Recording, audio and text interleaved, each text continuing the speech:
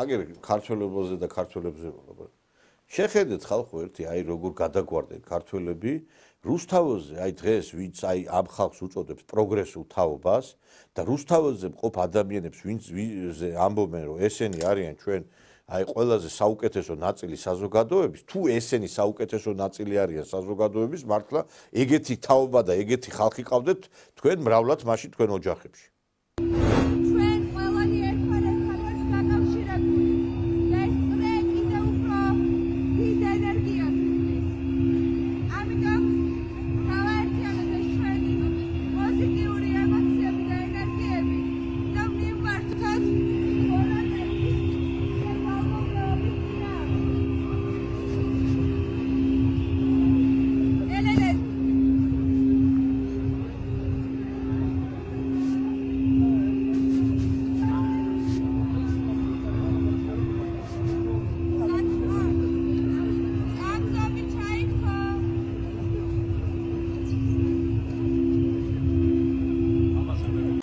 რუსულ რეჟიმს და არა ყველა ადამიანს რომელიც მხარს უჭერს პირდაპირ თუ ირიბად რუსულ რეჟიმს წადით რუსეთში კრახი დღეს თავის ილკავერანთო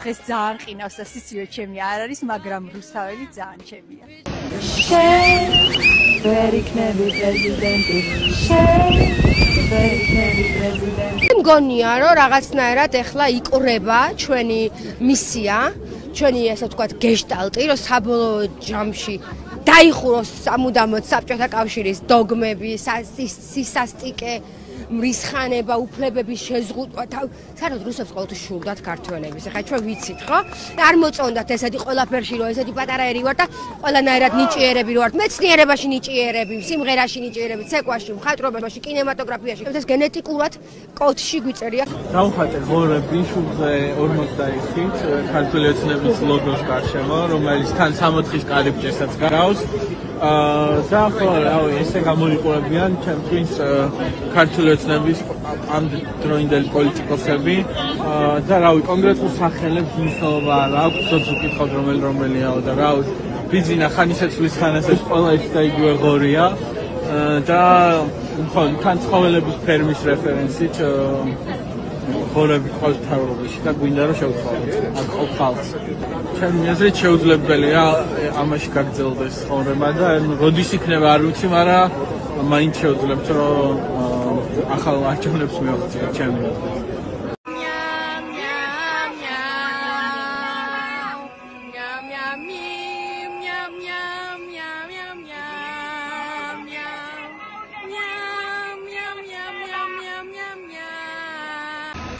მეგობრებო, გთხოვთ რომ ამ ფეივერკებს რო ისვით, ან მიმართულება სწორი მიეცით, ან აღარ ისრულით, იმიტომ რომ დაზიანდა ერთი ბიჭი და ეხლა მოვიყვანეთ აქ და ყური აქვს გახეთქილი, ან მოსაკელია, გადასაყვანია, როგორც გითხრეს.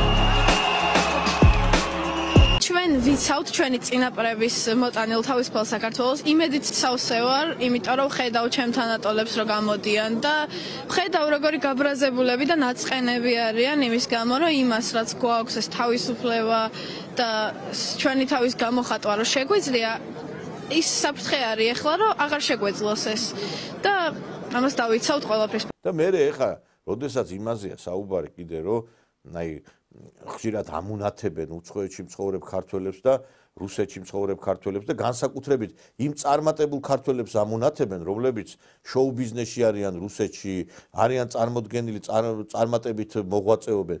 აი ჩემთვის ყველაზე ნომერ პირველი მომღერალი რუსეთში არის, რა თქმა უნდა, გრიგორი ლეფსი, ანუ გიორგი ლაფერაშვილი. ეს არის სვანი ადამიანი, რომელიც არის ნომერ პირველი მომღერალი, მეგობრებო და აი მას არ ვიცი უნიკალური ადამიანი, არ ვიცი, მე მიყვარს მისი შემოქმედება, ხშირად უსმენ მის მუსიკას და არც ბალავს ეს კაცი რომ ქართველია და აი ესეთი ქართველები გვჭირდება ჩვენ. ეხლა შეიძლება ქართული კარგად არ იცის, მაგრამ მოусმინეთ ერთი. Я наполовину грузин. Почему наполовину? Я грузин. У меня мама сванка, Отец грузин. Ну, в принципе, Сван и грузин — это одна и та же каша. Как помогло это тебе в твоей карьере? Грузины все музыкальные. Да, поющий народ.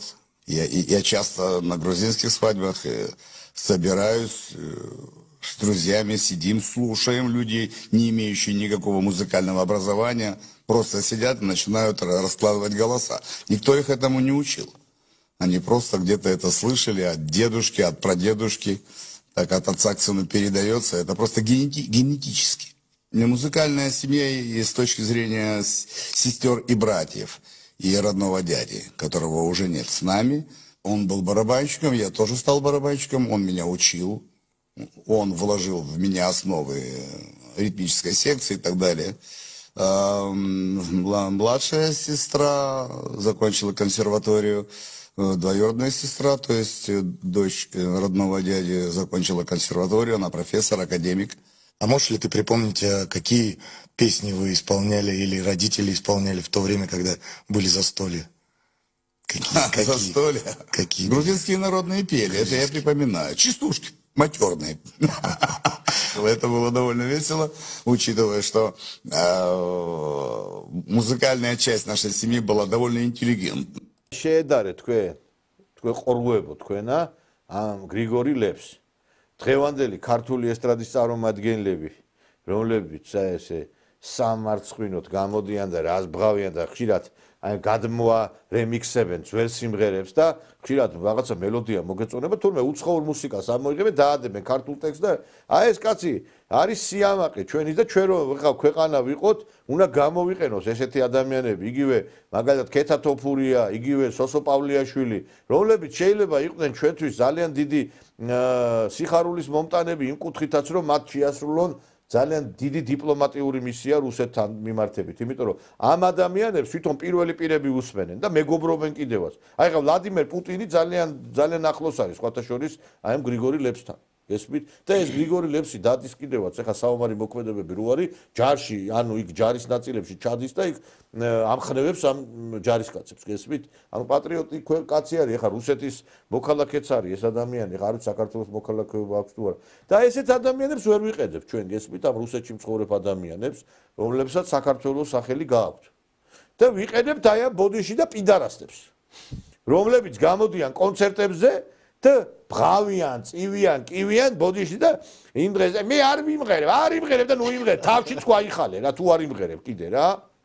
ეხა ვიღაცას გონია მაგალითად რომ ეხა ვერიკო ტურაშვილი რომელმაც ერთი სიმღერა იმასქნა რა ქვია, რაღაცა ხიტად აქცია, ისიც რა ხიტია ღმერთმა იცის კიდე არ ვიმღერებ. ნეტა სულ ნუ იმღერებთ რა, თქვენ სიმღერას აზრი არ აქვს საერთოდ რა. გამოვიდა კიდე ისა რა ქვია, ერთ-ერთი მომღერალი იქ მე არ ვიმღერებ ის სოხაძე. შედეტა შენ სიმღერას რა ერთოდ რა აზრი აქვს, არტი მაინტერესებს რა. ხო, გაურკვეველი ადამიანები ისეთ ხალხი ამბობენ, არ ვიმღერებო, იმ დღეს ვიხუმრე კიდევაც, რომ თქვი დავწერე, რომ მე ამ ახალ წელს კორპორატიულ საღამოებზე მეთქი არ ვიმღერებ. დავწერე და მე ეხლა თქვი ვიღაცამ შეიძლება თქვას, ეხლა შენი ნამღერი ვის გაუგიობდა რა, თქვენი ნამღერი ხო რას ამბობ, გაუგიათ რა თქვენი ნამღერი რა. და ვიმღერებ მეთქი ჩელიაბინსკში რა. და ერთ-ერთმა სააგენტომ არ წაიღო, კაცო ეს ჩემი განცხადება და თქვა დაადო პირველ გვერდზე რომ ნიკოლოზ ჟავნაძე ახალ წელს არ იმღერებს. ესე იგი, არ ვიცი, სამარ თქვენზე უკეთესად სიმღერაც ვიცი და ცეკვა მართლა, ვაი თქვენს პატრონს მართლა, ჩემპიონს მაინც ვაყარებ და თქვენ რა იცით ერთი, აი, თქვენ რო გამოდიხარ და რომ მღერიხარ, ტირილი მინდება ზოგჯერ რა და თუ არ იმღერებ და კიდე ერთ-ერთი რაღაცა არხი არის საფეხბურთო სეტანტა, გესმის? და ესო მთავრობაო რო არასრულებსო თავის დაკისრებულ ფუნქციებსო, ჩვენო ამიტომ ვიფიცებითო. ესე იგი ხალხი ამბობს რომ უხმოთ რო გადისხო მე ხო და ეხლა ესე იგი ხო და თავრობა არასრულებსო დავალება და ჩვენც გავიფიცოთ ეხლა თქვენ რო თქვენს დაკისრებულ ფუნქციას არასრულებთ ესე იგი ფეხბურთის მაგრამ მე მადლობას გეტყვი თქვენ მე დიდ სიამოვნებას ვღებულობ მასე თამაშებს რო უყურებთ თქვენ წაყვანილ თამაშებს მირჩევნია რომ აი ესე ეგეთ თამაშები და პირველი არხის თუ გაიფიცება სპორტული გადაცემა ეგ საერთოდ სასიხარულო იქნება იმიტომ რომ აი მართლა ეგენი რომ ისედაც ხო ზოგჯერ ნერვები გეშლება ამ ჩვენი ნაკრების თამაშზე. პლუს ესენიც რომ დაემატებიან კიდე ნერვებს მოგიშლიან კიდე.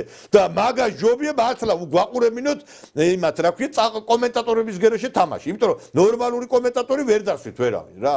ამიტომ გაიფიცეთ ძალიან გთხოვთ გაი და მე ერთი ველოდები ბანკები როდის გაიფიცებიან კიდე რა რა ისე რატო არ იფიცებიან არ ვიცი მაგათი ხელმძღვანელობა ხალხი ოცნებობს განსაკუთრებით ეს პრობლემური შესხების განყოფილება ხო არა